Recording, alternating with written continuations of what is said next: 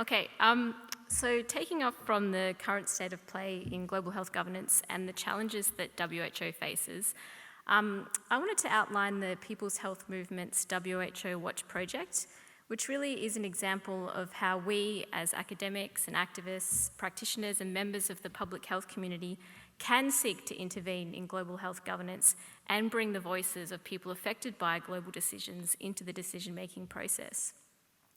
So my plan first is to give you a brief outline of the People's Health Movement and then the origins of this WHO Watch project, the aims and the activities of WHO Watch, the impact we've had so far, and then the opportunities there are to join us.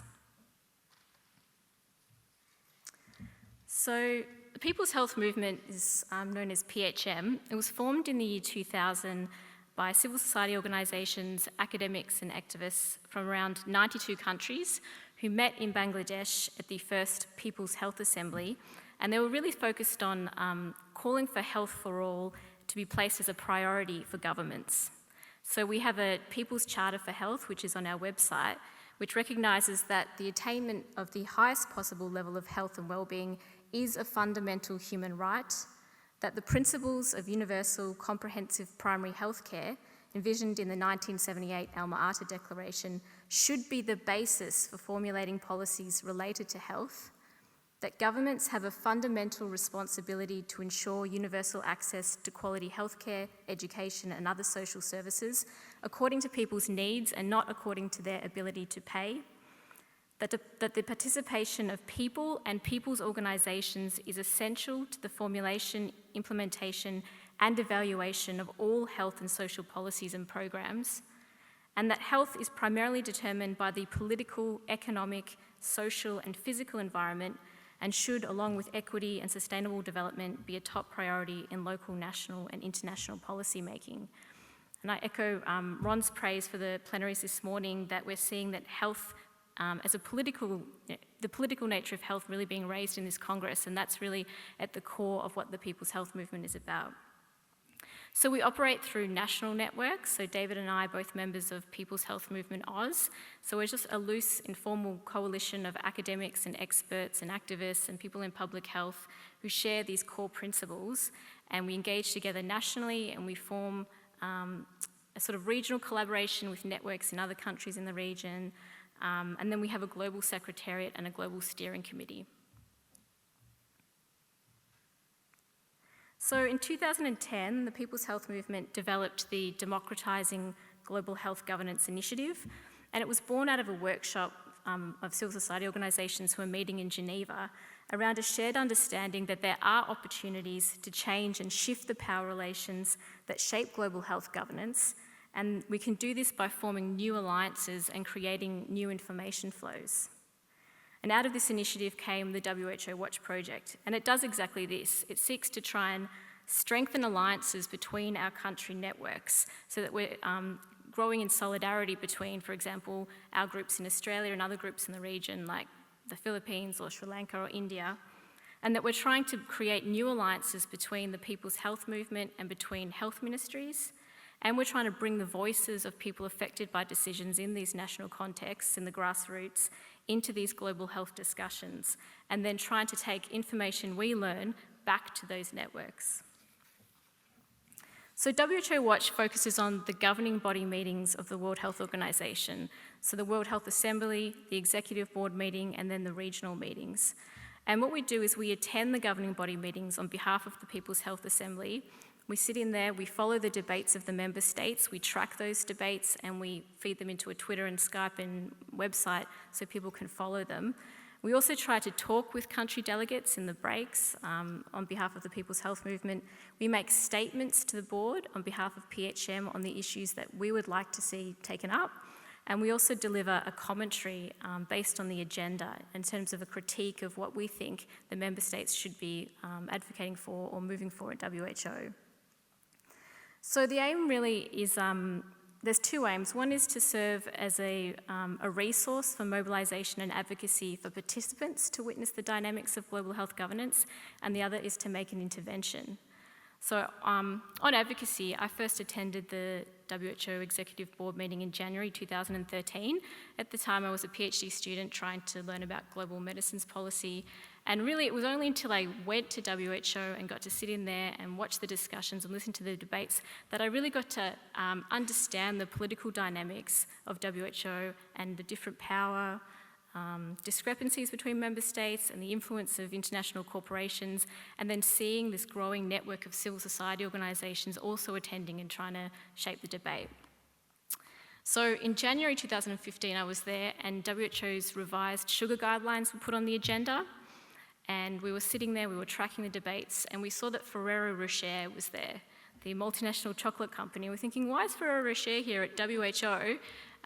Giving a lanyard, allowed to come in, allowed to sit in the debates. Obviously, they're trying to influence people and member states around the sugar guidelines. And then the delegation for the United States stood up in the meeting and said, we're really concerned about this attempt to, lower the recommended sugar intake. We have big sugar industry, we have lots of sugar exports, we're really not going for this. So we got to see how this was playing out, that there was strong evidence why we needed to revise the sugar intake guidelines, but then industry and powerful actors there, and we really saw the need for civil society to be there and to say, make a statement and say, no, we don't agree with corporations trying to influence this, and we think that health should be a priority. So as I said, I'm making an intervention. What we seek to do is liaise with the country delegates and give them a summary or a commentary of the agenda from our perspective. And what we're also really focusing on is some of the low and middle income countries, or the smaller states that really don't have that many resources. And you can see it when you see these delegations come into the room, that some of them have like 30 representatives and some of them might have 3. So we're not assuming that the smaller resource states don't read the commentary, but what we try to do in our submission to them is to provide a sort of concise outline of the issues and to give them a sort of snapshot of what we think the key concerns are.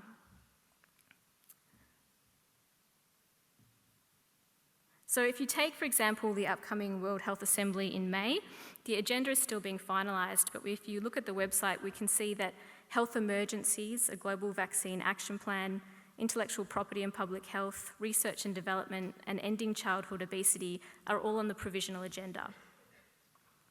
And they'll get further uploaded as we get up to May. Sometimes, though, you have to wait until like 3 days before the meeting before resolutions are put up.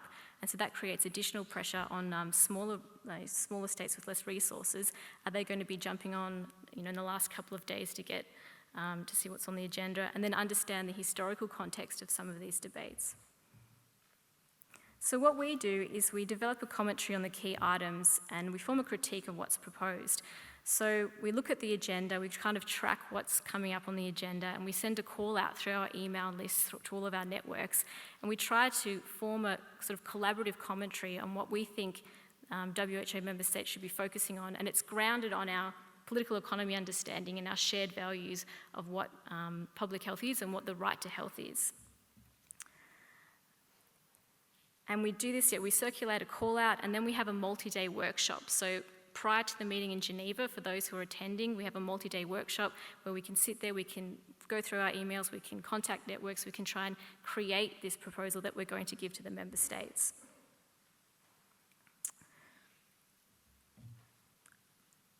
So on the, I guess it's really challenging when we're seeing big corporations sitting at the table, making interventions, and powerful states like the US just shutting down some really strong evidence-based policies because they don't fit in with their export industries.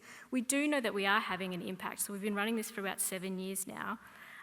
We know, for example, that the Thai delegation asks its delegates to read People's Health Movement commentary prior to the meeting. We're also in contact with members of health ministries in some countries who email us before the meetings and say, can you send us a new URL so we can read over your commentary? We know in January this year when we put up our commentary and we sent it out to member states, we had 1,700 hits. And sometimes when we're tracking the debates, we hear member states directly quote our resources. So while it's sort of difficult to quantify or see what the impact is, we know that there is an impact that we're having on some of the member states. So I think WHO Watch is a really useful source for building knowledge of the political dynamics within the health community.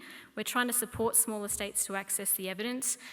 We've got people, I guess, who are experts in very different areas who have a clear understanding of the historical context of some of these debates, and they can critique the framing that comes out and really provide a clear snapshot of what the key issue is. Sometimes you get these fluffy words and you think, oh, that sounds great, and then somebody says, no, the historical context is this is what they're actually trying to do, so we can make that really clear for the member states.